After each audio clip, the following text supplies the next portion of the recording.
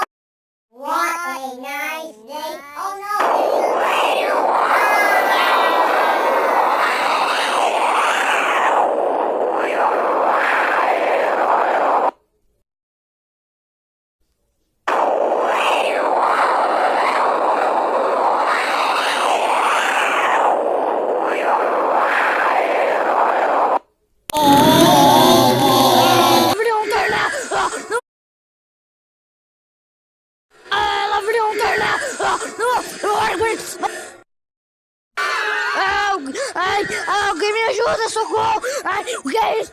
Ai, não!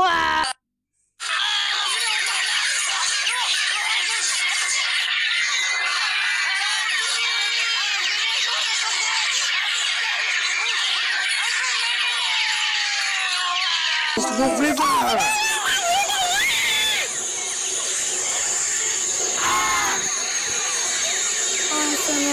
O torneio que era épico no resgate com um super beijão.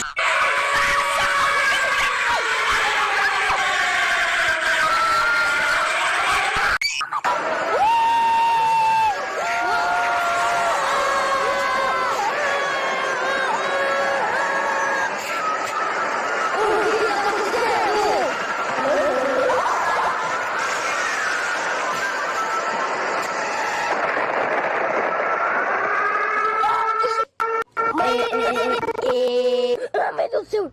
Que é isso, cara?